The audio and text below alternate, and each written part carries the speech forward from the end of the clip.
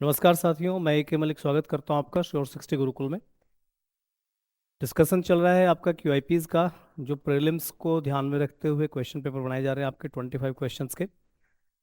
बार बार एक ही बात डिस्कस करते हैं कि अपने प्रीवियस जो क्वेश्चंस हैं उनको, प्रीवियस ईयर के जो क्वेश्चंस हैं उनको रिवाइज करते जाओ। कंटेंट पे फोकस करो। अपने कंटेंट जहाँ से तुम जिस टीचर से पढ़े हुए हो उस टीचर से रिवाइज करो सारे के सारे पॉइंट्स को, सारे कंसेप्ट को, और धीरे धीरे परफेक्शन आप में आ जाएगा। देखो क्वेश्चन को देखिए ध्यान से। यहाँ पे पहला वर्ड लिखा, आपको बताना है सिनोनिम। दो क्वेश्चंस में सिनोनिम बताना है, 76 और 77 में दो में सिनोनिम बताया जाएगा। ये वर्ड लिखा है अबट। देखो अबट का मतलब होता है, आप इसको रिलेट कर लीजिएगा बट।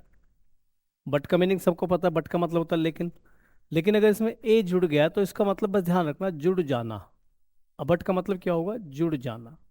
अगर किसी चीज में कोई चीज जुड़ जाती है उसे एबट बोलते हैं। एबट मीन्स जुड़ने की सेंस होती है, तो हमें उसी का सिनोनिम उठा के लाना है, जुड़ जाने का। अब देखो नलीफाई क्या होता है? नलीफाई होता है किसी चीज को नल कर देना, रेक्टिफाई कर देना है, किसी चीज को अलग हटाना, या किसी चीज को निस्तारण करना होता है। ये तो सेंस नहीं जाएगी। कैटेस्ट्रोफ होती है आपदा, ये भी नहीं जाएगी। एडजॉइन होता है जुड़ना, तो जुड़ने का मीनिंग निकल जाएगा ना, जुड़ने की सेंस में, तो ये ऑप्शन चला जाएगा। और मौन का मतलब होता है दुखी होना या रोना, तो ऑप्शन कौन सा जाएगा? सी। अबट का क्या हो जाएगा? एडजन। एडजॉइन का मतलब जुड़ना, तो अबट भी जुड़ना, एडजॉइन भी जुड़ना। ठीक है, तो आराम से करो इन क्वेश्चंस को, आराम से देखते जाओ। सो नेक्स्ट क्वेश्चन है, बड़ा इंपॉर्टेंट वर्ड है पैथेटिक। तो पैथेटिक का जो मतलब होता है, ये वैसे तो एक टाइप से दुखी को बोलते हैं, दुखी, पैथेटिक। ठीक है ना, जब आप विलाप में होते हैं, दुख में होते हैं, उसे पैथेटिक कहा जाता है। या आप इसे भी कह सकते हैं, जो दयनीय स्थिति होती है उसे भी पैथेटिक बोला जाता है, दुख भरी स्थिति को भी पैथेटिक बोलते हैं। हमें इसका सिनोनिम बताना है। अब प्रसिद्धि तो इसका अपोजिट हो सकता है, दयनीय स्थिति का फेम, फेम तो अपोजिट हो सकता है, तो फेम का तो कोई सेंस जाएगा नहीं। पर्पज लेस का कोई लॉजिक ही नहीं बैठता, उद्देश्यहीन, पर्पज लेस कोई सेंस नहीं आ जाएगी। एस्टाउंड का मतलब होता है आश्चर्य में पड़ना, ये आश्चर्यचकित होने की सेंस होती है। आश्चर्य होना, चकित होना, ये भी सेंस नहीं जाएगी। अब मूविंग में कई बच्चे एक सेंस लगा लेते हैं, मूविंग का मतलब होता है चलना, लेकिन ऐसा नहीं होता। मूविंग का एक मतलब समझो, मूव का मतलब गुजरना, चलना, उसे मूव बोलते हैं। मूविंग का एक मतलब होता है जब किसी चीज को देख के तुम्हारे मन में भावनाएं आ जाती हैं, दुख भरी भावनाएं आ जाती हैं, आप उससे मूव हो जाते हो। यहाँ पे एक फ्रेज भी सुनी होगा आपने, move with tears. Move with tears का मतलब होता है जब आप दुख में आंसुओं से रो पड़ते हो, उसे बोलते हैं मूव विद टीयर्स। तो मूविंग का मतलब होता है भावनाओं में बहना। तो दयनीय स्थिति को देख के क्या होता है, आदमी मूविंग ही हो जाएगा ना, तो दयनीय से रिलेटेड वर्ड बन जाएगा, तो ऑप्शन क्या जाएगा? डी। या डी ऑप्शन आपका करेक्ट हो जाएगा। ठीक है, वर्ड को समझा करो। मूविंग, मूव विद टीयर्स होता है। मूव विद टीयर्स का मतलब होता है जब तुम दुख में हो और दुख में तुम्हारे आंसू निकल जाते हैं, तो आंसुओं में बहने को मूव विद टीयर्स बोलते हैं। जैसे on hearing the news, on hearing the news, ठीक है ना, ऑन हियरिंग द न्यूज, देखो sentence, on hearing the news she moved, वो रो पड़ी, शी मूव्ड विद टीयर्स, वो आंसुओं से रो पड़ी। On hearing the news she moved with tears, तो मूव विद का मतलब दुख में रोने की सेंस होती है, तो यहाँ उसी सेंस से मूव को अप्रोप्रिएट कर लिया गया। चलो अगला क्वेश्चन देखते हैं। ब्लीक। देखो ब्लीक जो वर्ड होता है, ब्लीक का मतलब, ये लीक वर्ड से आप याद करो, लीक का मतलब होता है रिस जाना, रिसाव को लीक बोलते हैं। और ब्लीक का मतलब होता है जब तुम्हारी खुशियां रिस जाती हैं, ये भी एक टाइप का दुख की सेंस ही होती है, ध्यान रखना। ब्लीक भी एक तरह का दुख होता है, दुख की भावना को ब्लीक बोलते हैं। या खुशियों का ह्रास, जहाँ से तुम्हारी खुशियाँ, हैप्पीनेस खत्म होने शुरू हो जाते हैं, उसे बोलते हैं ब्लीक। हमें इसका ऑपोजिट बताना है। तो डल, डल तो वही उदास की सेंस में आ जाएगा। डल का अगर मीनिंग देखें, डल भी उदास हो जाता है, तो ब्लीक और डल एक दूसरे के सिनोनिम बन जाएंगे, अपोजिट तो बनेगा नहीं, तो ये तो वर्ड गलत हो गया। डार्क होता है अंधेरा। अब अंधेरा दुख का ही सिंबल होता है, तो ये भी वर्ड यहाँ पे नहीं जाएगा। एक्सपोज्योर और ब्राइट, अब इसमें देखो, ब्राइट होती है चमक, किसी चीज को देख के तुम्हारे चेहरा उदास होगा और किसी चीज को देख के तुम्हारे चेहरे पे चमक आ गई, तो ब्राइट इसका अप्रोप्रिएट अपोजिट बन जाएगा। इन सभी ऑप्शंस के थ्रू ब्राइट बन जाएगा। अब कुछ बच्चों ने इसमें एक्सपोज्योर कर दिया था, जो कि एक्सपोज्योर का मतलब ये नहीं होता, इसमें ध्यान रखना। एक दो बच्चे ने एक्सपोज्योर डाल दिया कि जी एक्सपोज्योर भी कर देते हैं, ठीक है ना, लेकिन एक्सपोज्योर का मतलब ये नहीं होता। एक्सपोज्योर का मतलब होता है जब कोई चीज़ किसी के सामने आ जाती है, एक्सपोज्योर हो जाती है, या उस चीज़ को प्रकट कर दिया जाता है, वो एक्सपोज्योर होता है, तो ये वर्ड भी यहाँ पे नहीं जाएगा। नेक्स्ट आइए। या जैसे आप किसी चीज से झुलस जाते हैं उसे भी एक्सपोजर बोलते हैं, जैसे हीट एक्सपोजर होता है, सन एक्सपोजर होता है। आगे देखते हैं ओवर्ट। एक वर्ड याद रखा, कवर। देखो ध्यान रखना, कवर का मतलब होता है किसी चीज को ढकना, ठीक है ना। वहीं से एक वर्ड बनता है कॉवर्ट। कॉवर्ट का मतलब होता है किसी चीज को ढकना। अब इसमें सी हटा दो तो वर्ड बन जाएगा ओवर्ट। ओवर्ट का मतलब होता है ओपन करना, बस ये ध्यान रखना। आपने कवर में से सी हटा दिया तो चीज क्या होगी, ओपन हो गई। तो यहाँ पे कॉवर्ट का मतलब ढकना, और ओवर्ट का मतलब किसी चीज को सामने लाना, प्रकट करना, या फिर ओपन करना, टू ओपन समथिंग। तो देखो टू ओपन, तो ओपन तो सिनोनिम हो गया। हमें इसका ऑपोजिट बताना है, तो ऑपोजिट क्या होगा। ओपन नहीं हो सकता, कंप्लीट, कलवर्ट, और एक लिखा हिडन। तो देखो ध्यान दें, ओपन यानी कि सामने लाना, मीनिंग समझ रहे ना, इसका मतलब होगा सामने लाना। उघाड़ने की सेंस सुनी होगी, हरियाणा के गांव के लोग जानते होंगे उघाड़ना किस चीज को। तो ये हिडन वर्ड है, ये इसका पर्टिकुलर ऑपोजिट चला जाएगा, हिडन। और हिडन ही ज्यादातर बच्चों का सही होता है। अच्छा, एक बच्चे ने पूछा सर कलवर्ट क्या होता है। देखो कलवर्ट का मतलब होता है पुलिया। जैसे कोई नाला है और नाले पे आपने ऐसे ऐसे पाइप डाल दिए, और पाइप डाल के आपने क्या बना दी, पुलिया बना दी। इस पुलिया को बोलते हैं, ऐसे पुलिया बना दी जाती है ना, नाले वाले का पानी निकालने के लिए उसको ऊपर से पुलिया बन जाती है, उसे बोलते हैं कलवर्ट। कलवर्ट का मतलब होता है पुलिया, ठीक है। यहाँ पे जाएगा हेडन। नेक्स्ट आते हैं, एरर बताना है इस सेंटेंस में। एरर को देखो ध्यान से, वो कह रहा है आई वॉज, तो आई के साथ वॉज आएगा। आई was pretty sure, sure adjective है तो ये एडवर्ब बन गया, आई was pretty sure that. That के बाद सब्जेक्ट आ गया, चूंकि सेंटेंस पास्ट है इसलिए यहाँ पे वुड आ गया, वुड सपोर्ट। वुड के साथ वही वी वन आ गया, वी की फर्स्ट फॉर्म आ गई, me, for changing the age old and static structure of our organisation. देखो एरर कहाँ पे है इसमें, I was pretty sure that यहाँ तक कोई प्रॉब्लम नहीं है, ही वुड सपोर्ट मी तक प्रॉब्लम नहीं है। ये जो लिखा ना फॉर चेंजिंग, यहाँ पे समझो, यहाँ जो वर्ड लिखा हुआ है फॉर चेंजिंग, अक्सर कुछ बच्चे एक मीनिंग मान लेते हैं कि for plus verb I N G. हमें क्या लगता है कि इसका मतलब होता है के लिए, जबकि इसका मतलब के लिए कभी नहीं होता, इसका मतलब होता है के कारण। जैसे उसने मुझे सपोर्ट किया बदलाव के लिए, तो के लिए की सेंस में फॉर चेंजिंग नहीं आएगा, ये ध्यान रखना। यहाँ पे फॉर चेंजिंग नहीं आएगा। जहां भी के लिए की सेंस होती है, ध्यान रखो इस पॉइंट को, जब भी सेंस क्या आएगी, के लिए की सेंस आएगी, तो वहां पे तुम्हें लिखना पड़ेगा टू प्लस वर्ब की फर्स्ट फॉर्म। जैसे आई वेंट देयर, मैं वहां पे गया, टू मीट माई फ्रेंड, मैं अपने मित्र से मिलने के लिए वहां पे गया। एक ने लिखा टू मीट और एक बच्चे ने लिख दिया मान लीजिए for meeting. I went there to meet my friend, I went there for meeting my friend. तो जहां तो आप कहते हैं ना मैं मिलने के लिए गया, तो वहां पे for plus I N G नहीं आएगा, टू प्लस वर्ब आएगा। तो एरर कौन से पार्ट में जाएगी भाई, जिसमें एस लिखा है, नहीं सॉरी तो आगे लिखे हुए हैं, पी वाला ये रहा, क्यू वाला जिसमें आर लिखा, आर किसमें लिखा है, सी में, तो आंसर जाएगा सी। हमें क्या करना है यहाँ पे, टू चेंज, ऑप्शन जाएगा to change the old age, to change जाएगा, ठीक है। नेक्स्ट आइए, no man can become a great artist. अब देखो कोई भी आदमी एक महानतम नहीं बन सकता, no man can become, can के साथ वर्ब की फर्स्ट फॉर्म आ गई, एक ग्रेट, ग्रेट के बाद नाउन आ गई, ग्रेट आर्टिस्ट, ये भी सही है। अनलेस ही अप्लाई, अब देखो सब्जेक्ट लिखा है ही, और ही के साथ लिखा वर्ब की फर्स्ट फॉर्म। तो जितने भी सिंगुलर सब्जेक्ट होंगे, तो पढ़ा होगा ना कि अगर सेंटेंस का सब्जेक्ट सिंगुलर है तो उसके साथ जो वर्ब की फर्स्ट फॉर्म आएगी उसमें हमें एस या ई एस लिखना कंपलसरी होता है। तो यहाँ जो पॉइंट है अप्लाई नहीं होगा, अप्लाइज होगा। यानी एरर किस में जाएगी, जिस पार्ट में लिखा हुआ है, ये बाद में लिखा ए, ये लिखा बी, जिसमें लिखा सी, और सी लिखा है इस पार्ट में, तो हमें क्या करना पड़ेगा, अप्लाइज। हमें इस अप्लाई का क्या करना पड़ेगा, अप्लाइज करना पड़ेगा, क्योंकि सिंगुलर सब्जेक्ट है। क्लियर, आसान से टॉपिक है, आराम से करते जाओ। इसे देखो, इसमें सब्स्टिट्यूट बताना है फ्रेज का, a moment of part of body to express an idea और फीलिंग। जब हम बॉडी को या किसी बॉडी के किसी पार्ट को इस तरह से हिलाते हैं जिसमें हम अपने एक्सप्रेशन को शो करते हैं, यानी पूरी बात मुंह से न कह के सिर्फ शब्दों में कह दिया। जैसे आपने पूछा कि आप कहाँ जा रहे हो, और ठीक है ना, तो आपने पूछा कहाँ जा रहे हो, मैंने कहा दिल्ली जा रहा हूँ। तो आपने कहा फिर कितनी देर में आओगे, और मैंने कहा तो इसका मतलब क्या भाई, पता नहीं कितनी देर में आऊंगा। तो बॉडी से अपने एक्सप्रेशंस को शो करना। एक वर्ड लिखा जिब। जिब का मतलब होता है हंसना, ये तो हंसी होती है, एक्सप्रेशन नहीं होगा, ये नहीं होगा। जेस्चर सही वर्ड जाएगा, जेस्चर। जेस्चर का मतलब होता है हाव भाव, जो आपके शरीर के हाव भाव होते हैं जेस्चर बोलते हैं। पोज होती है मुद्रा। ये मुद्रा कॉइन वाली मुद्रा नहीं है, ये किसी चीज में खड़े रहने की मुद्रा, बैठने की मुद्रा। जो मतलब जिस स्टेज में आप बैठे हो उसे पोज बोलते हैं, ये भी नहीं जाएगा। मिक्री का मतलब होता है नकल, अनुसरण। किसी चीज की कॉपी करने को मिमिक्री बोलते हैं।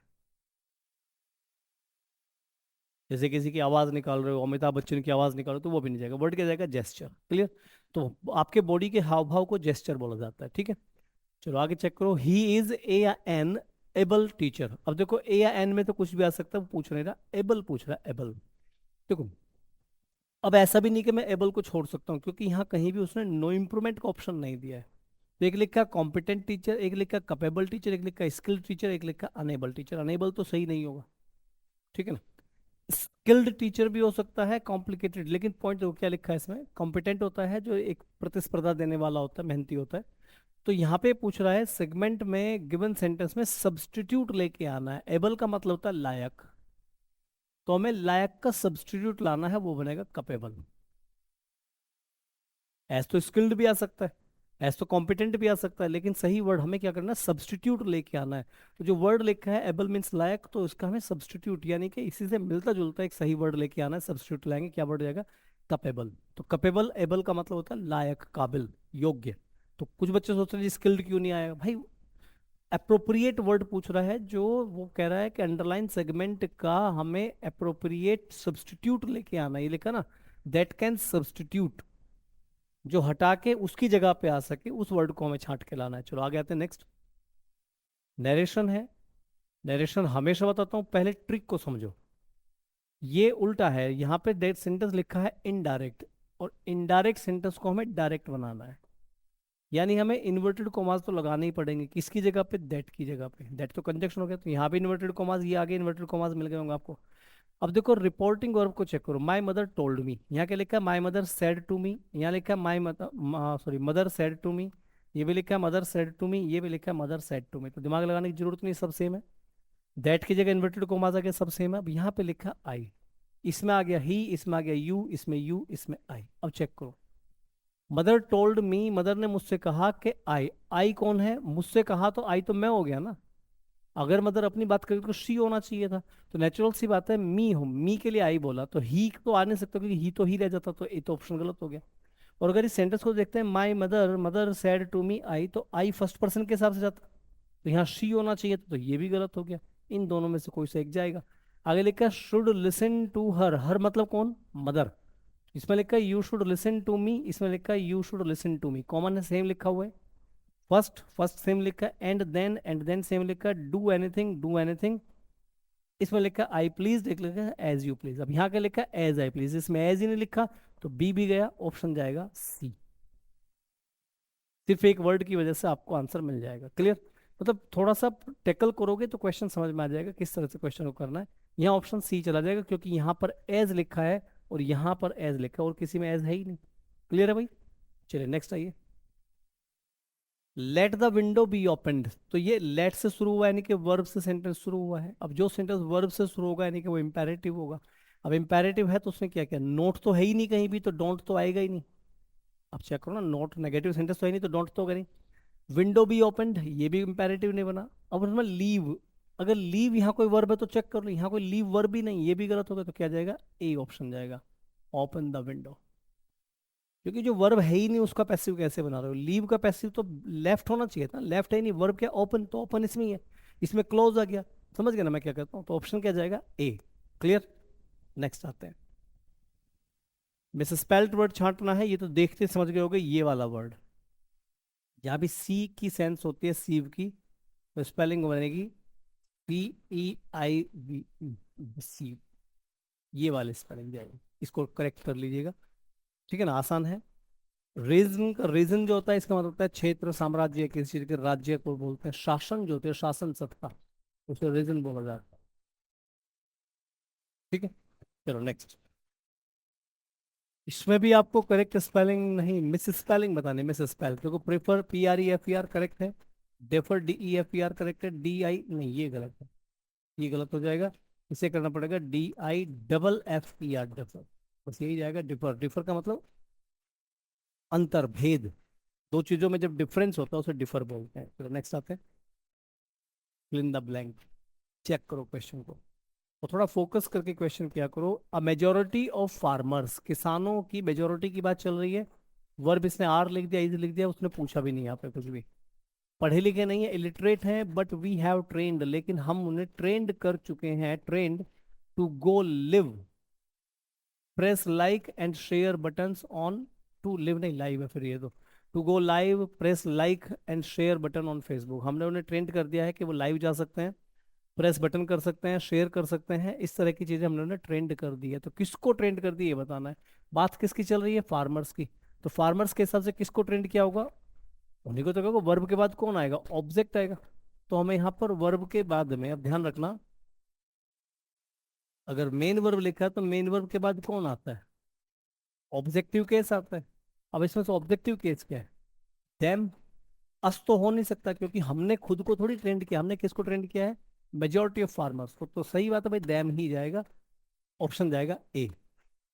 ठीक है, देर पजेसिव केस है, ये भी नहीं आएगा, हिम भी नहीं आएगा, क्योंकि किसी एक की बात नहीं चल रही है, बहुत सारे किसानों की बात चल रही है, इसलिए यहाँ पर देम करेक्ट हो जाएगा। वर्ब के बाद कौन सा आएगा, ऑब्जेक्टिव केस। ठीक है, थोड़ा सा फोकस करोगे क्वेश्चन को, हो जाता है आसान है वैसे तो, ये क्वेश्चन आपके इजी वे में है। तो नेक्स्ट टाइप, उम्मीद करते हैं भाई इसको तो कर ही लोगे।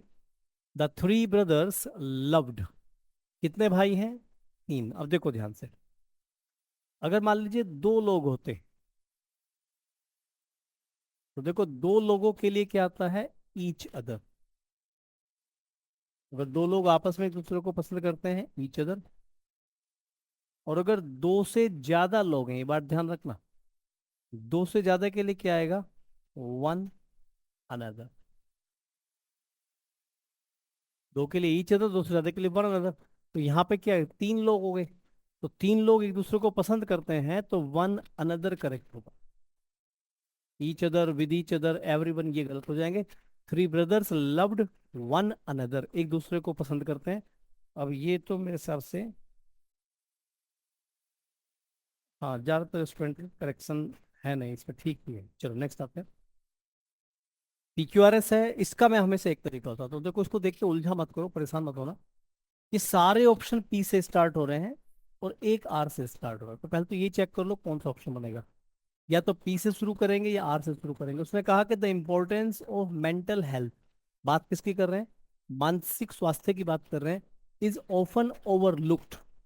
ओवरलुक होता है जिसे वैल्यू कम दी जाती है। तो उसने कहा कि अक्सर मेंटल हेल्थ को वैल्यू कम दी जाती है इन डिस्कशंस अबाउट ओवरऑल वेलबींग। अच्छे स्वास्थ्य की जब हम बात करें, वेलबींग मतलब अच्छे स्वास्थ्य की बात करें, अगर हम स्वस्थ लोगों की बात करें, अच्छे स्वास्थ्य की बात करें, तो अक्सर मेंटल हेल्थ को वैल्यू कम दी जाती है। हाँ, यहाँ से सेंटेंस का इंट्रो शुरू हो सकता है। अब आर में क्या लिखा है, मैनी पीपल फोकस, अक्सर लोग फोकस करते हैं ओनली ऑन फिजिकल फिटनेस, केवल शारीरिक तंदुरुस्ती पे फोकस करते हैं, और इग्नोर करते हैं साइकोलॉजिकल वेलबींग, मानसिक रूप से स्ट्रोंग होने को इग्नोर कर देते हैं। तो देखो इनमें जो अप्रोप्रिएट जाएगा, इंट्रोडक्शन जाएगा पी से, कि इंपॉर्टेंट जो होते हैं, महत्वपूर्ण जो होता है, मेंटल हेल्थ इंपॉर्टेंट होती है, लेकिन अक्सर लोग इसे ओवरलुक्ड कर जाते हैं जब हम स्वास्थ्य की बात करते हैं। अब यहाँ पर स्वास्थ्य को रिप्रेजेंट करेंगे, देखो ध्यान से, पी से स्टार्ट होगा, पी के बाद आर, पी के बाद आर। अच्छा, क्यू में क्या लिखा है, in reality mental health is just, नहीं, यहाँ से स्टार्ट नहीं करेंगे, इन दोनों में से कोई से स्टार्ट होगा। तो पी के बाद आर है कि मतलब जो आपका मेंटल हेल्थ है उसे अक्सर अच्छे स्वास्थ्य की जब बात करते हैं तो उसमें इग्नोर कर दी जाती है। अक्सर लोग क्या करते हैं, फिजिकल फिटनेस पे ध्यान देते हैं, साइकोलॉजिकल फिटनेस पे ध्यान नहीं देते हैं। अब क्या होगा, अब इसके बाद क्या है कि इग्नोर कर देना मेंटल हेल्थ को, इससे क्या होता है कि सीवियर कॉन्सिक्वेंसेज आते हैं, बहुत कठिन परिस्थितियां बन जाती हैं, इंक्लूडिंग स्ट्रेस एंड डिप्रेशन। अगर हम मेंटल हेल्थ पे फोकस नहीं करते तो स्ट्रेस आ जाएगा, डिप्रेशन आ जाएगा। और वास्तव में क्या है कि mental health is just as crucial, crucial का मतलब महत्वपूर्ण, वास्तव में मेंटल हेल्थ उतनी ही महत्वपूर्ण है जितनी कि physical health for a balanced life. देखो अब यहाँ पे पी आर एस क्यू और पी आर क्यू एस दोनों ही ऑप्शंस करेक्ट हो सकते हैं। हम ये भी पहले लिख सकते हैं, ये भी पहले लिख सकते हैं। अब इस पॉइंट में क्या करेंगे भाई, क्योंकि दोनों ही एक दूसरे से रिलेटेड हो जाते हैं। इग्नोरिंग मेंटल हेल्थ, अब इसमें देखो कुछ स्टूडेंट्स ने इसमें आपका फर्स्ट ऑप्शन कर दिया, कुछ ने इसमें सी कर दिया। लेकिन अगर ज्यादातर ऑप्शन सही माना जाएगा तो सी ऑप्शन ज्यादा करेक्ट होगा। पर एसएससी ने भाई ए मान लिया, अब कुछ नहीं कर सकते फिर हम। इसमें ए एंड सी दोनों ऑप्शन करेक्ट होंगे, क्योंकि यहाँ कोई ऐसा बड़ा मेजर पॉइंट नहीं है कि जी सी पहले, एस पहले आएगा, क्यू पहले आएगा। लेकिन अगर अप्रोप्रिएट देखें तो इन रियलिटी जो है ये लास्ट में जाना चाहिए, ये कंक्लूजन बन जाता है। In reality mental health is just as crucial as physical health for a balanced life. यहाँ से स्टार्ट किया, ये कंक्लूजन पहुंच गया। ठीक है, अप्रोप्रिएट होना चाहिए ऑप्शन सी, और एसएससी ने आंसर दिया था ऑप्शन ए, करेक्ट वो भी है, कोई बहुत बड़ा प्रॉब्लम नहीं है। चलो नेक्स्ट आते हैं। इसमें क्यू, पी और आर से स्टार्ट हो। It is important to understand that failure is stepping stone to success. ये महत्वपूर्ण है जानना कि फेलियर जो होता है, असफलता जो होती है, वो कामयाबी की कुंजी होती है। कहाँ से स्टार्ट करें? Many people fear failure and avoid taking risk. बहुत सारे लोग होते हैं वो फेलियर नहीं लेना चाहते और रिस्क नहीं लेते हैं, भले ही हिस्ट्री में। अच्छा, हाउएवर से तो सेंटेंस स्टार्ट नहीं करेंगे, तो आर से तो नहीं जाएगा। ठीक है, अब कहाँ से जा सकते हैं समझो। हिस्ट्री में एग्जाम्पल्स भरे पड़े हैं ग्रेट पर्सनालिटीज के, जो लोग फेल हुए कई बार, मल्टीपल टाइम्स में फेल हुए और बाद में उन्होंने कामयाबी हासिल की। देखो क्यू एंड आर एक दूसरे को रिलेट करने वाले सेंटेंसेस हैं। उसने कहा कि बहुत सारे लोग फेलियर से डरते हैं, रिस्क नहीं लेना चाहते हैं। हालांकि इतिहास में ऐसे उदाहरण भरे पड़े हैं जिसमें लोगों ने फेलियर को एक्सेप्ट किया, बार बार फेल हुए और वो कामयाब हुए लॉन्ग रन में जाके। तो क्यू के बाद आर अप्रोप्रिएट ऑप्शन जाएगा, और क्यू के बाद आर इसमें है और इसमें भी है, तो ये दोनों ऑप्शन तो आपके सही नहीं है। अब चेक कर लीजिए, पी से स्टार्ट करें या इससे स्टार्ट करें। और ये महत्वपूर्ण है, ये समझ लेना कि फेलियर स्टेपिंग स्टोन है। Instead of fearing failure one should learn from mistakes and keep improving. Failure से डरने के बजाय हर व्यक्ति को ये सीखना चाहिए, उससे सीखना चाहिए और उससे इम्प्रूवमेंट की ओर कोशिश करते रहना चाहिए। तो देखो पी एस ऑप्शन जाएगा ए। इसका कहानी बनानी पड़ेगी आपको, आप इसे चेक कर लीजिएगा। यहाँ भी सर भी बच्चों का ज़्यादातर यही है घर। उसने कहा कि बहुत सारे लोग फेलियर नहीं लेना चाहते, रिस्क से बचते हैं, जबकि इतिहास में ऐसे लोगों की उदाहरण भरे पड़े हैं जिसमें लोग बार बार फेल हुए और लास्ट में जाके कामयाब हुए। और फिर कहेगा वो, ये महत्वपूर्ण है समझ लेना कि फेलियर जो होता है वो कामयाबी की एक स्टेप होता है, उस पर चढ़ के आप कामयाब हो सकते हैं। उससे डरने की बजाय हर किसी को सीखना चाहिए अपनी गलतियों से और इम्प्रूवमेंट करते रहना चाहिए, ये कंक्लूजन है। तो ऑप्शन जाएगा ए। ठीक, आगे आते हैं। देखिए कहानी की बात कर रहा है, स्टोरी कहानी होती है, और स्टोरी की क्या बात कर रहा है, द टेल, टेल ये तो पूंछ होती है, ये टॉल कहीं पे नाकाबंदी हो जाती है, तो वर्ड होगा। देखो कहानियां जो होती है ना वो टेल होता है। टेल मतलब कथा, the tale of the story, यानी कि जो कहानी कहानी में बताई गई, कथा जो कहानी में बताई गई है, वॉज क्वाइट मूविंग। तो ऑप्शन जाएगा A, the tale of the story. कथा, कहानी के अंदर जो कथा रही, व्यथा रही, जो बात कही गई है, तो कहानी कहने के लिए क्या आता है, टेल। इसके ऊपर एक बना हुआ भी है, एक नॉवल पूरा लिखा हुआ है, टेल्स फ्रॉम शेक्सपियर।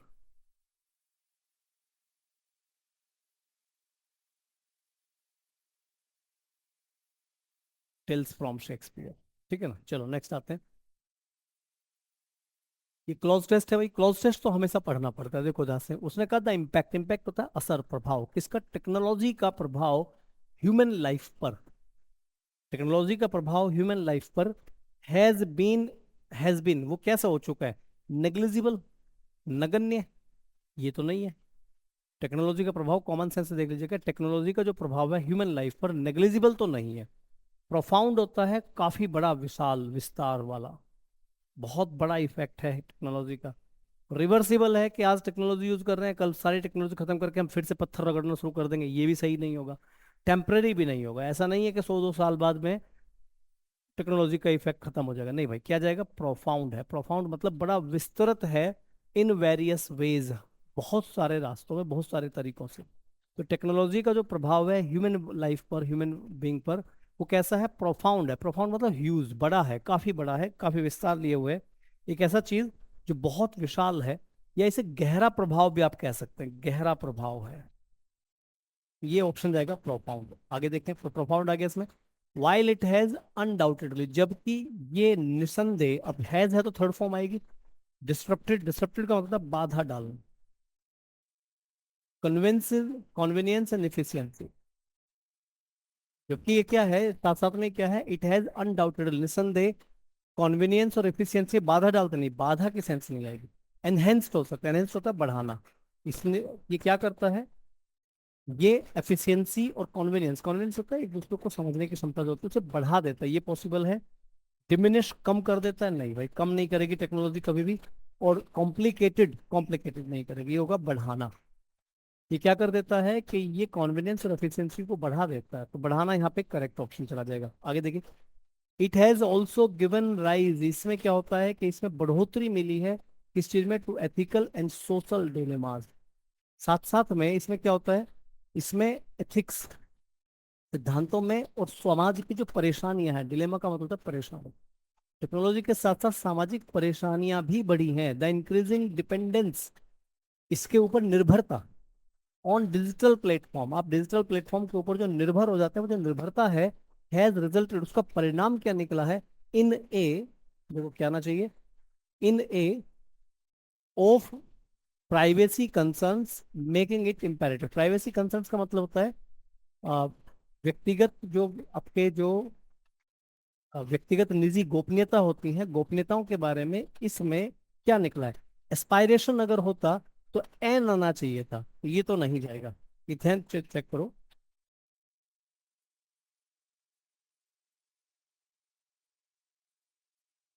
ये मिसप्रिंट है, आर्टिकल यहाँ पर एन ही होगा, क्योंकि ये जो पॉइंट जाएगा ना यहाँ पे, एस्पायरेशन का मतलब होता है, आप देखो आकांक्षा, मीनिंग समझ लेना इसका, ये आकांक्षा है। एप्रीहेंशन का मतलब होता है डर, किस चीज की, आशंका। अगर किस चीज का तुम्हें डर है तो उसे बोलते हैं एप्रीहेंशन। और एंथुसियाज्म होता है जब किस चीज के प्रति उत्साह होता है, वो एंथुसियाज्म होता है। और ट्रैंक्विलिटी का मतलब होता है जब किसी में शांति आ जाती है। तो देखो ध्यान से, वो कह रहा है कि डिजिटल प्लेटफॉर्म के ऊपर जब हम आत्मनिर्भर हो जाते हैं, उसी के ऊपर टिके रहते हैं, डिजिटल डिजिटल इंक्रीजिंग के ऊपर डिपेंडेंस हो जाते हैं हम लोग, तो उसका परिणाम ये निकलता है कि वहां पर प्राइवेसी कंसर्न को लेके लोग उत्साहित होते हैं कि भाई साहब हमारी प्राइवेसी का क्या होगा। यहाँ पे पहुंच जाएगा एंथुसियाज्म, प्राइवेसी को लेके एंथुसियाज्म बन जाता है लोगों में।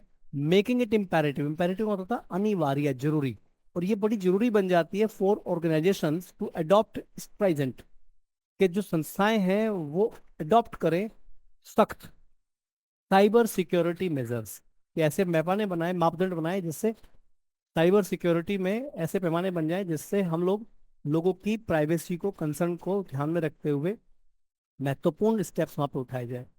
साथ साथ में द ऑटोमेशन ऑफ जॉब्स, तो नौकरी होती है ना, ये तो खुद ही काम कर लेता है, जहाँ 10 लोग काम करेंगे वहां पे सॉफ्टवेयर वॉफ्टवेयर अपना थोड़ा थोड़ा खुद ही काम करते रहते हैं।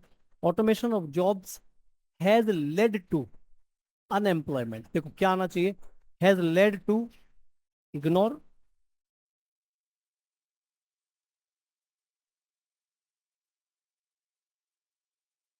क्या होगा,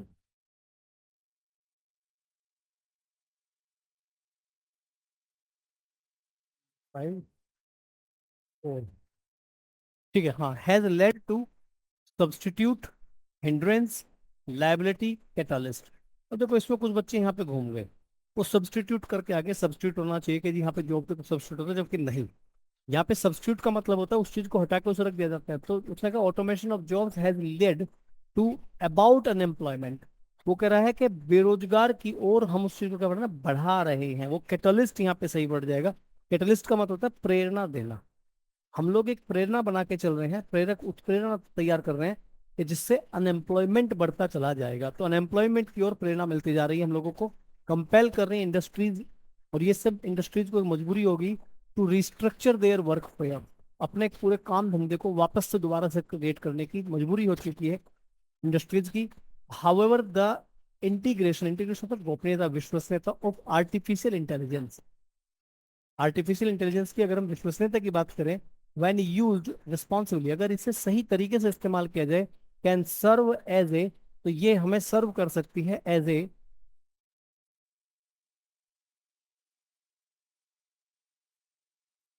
टीचर कहाँ से आ गए भाई? क्वेश्चन नंबर 5 कहाँ है?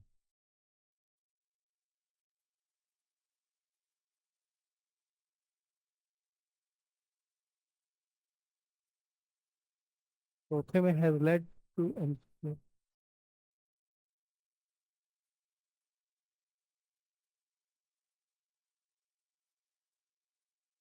ठीक है चेक करना पड़ेगा क्या गड़बड़ी है इसमें। फर्स्ट में हमारा प्रोफाउंड आ गया, ठीक है प्रोफाउंड। सेकंड में हमारा आ गया अनडाउटेडली एनहेंस्ड आ गया, ठीक है। थर्ड में आ गया in a of privacy, okay okay okay okay okay, यहाँ से चेक करना पड़ेगा। इन ए प्रोलिफरेशन, जस्ट इसमें आएगा प्रोलिफरेशन भाई। Proliferation of A in proliferation का मतलब होता है ज्यादा बढ़ाना। ये प्राइवेसी के कंसर्न को बढ़ा देता है। और फोर्थ में जाएगा आपका एंथुसियाज्म आ जाएगा, बिल्कुल सही है यहाँ पे। और यहाँ पे कैटलिस्ट, ये प्रेरणा यहाँ पे आएगी, प्रेरणा के साथ। चलो नेक्स्ट आते हैं अगला पॉइंट। और ये जो है ना, ये क्वेश्चन अलग से आ गया, ये पैराग्राफ से रिलेटेड नहीं है, बार बार कंफ्यूज कर रहा है क्वेश्चन ये वाला। The teacher ask the students to go over का मतलब होता है किसी चीज को रिव्यू लेना, रिव्यू लेना।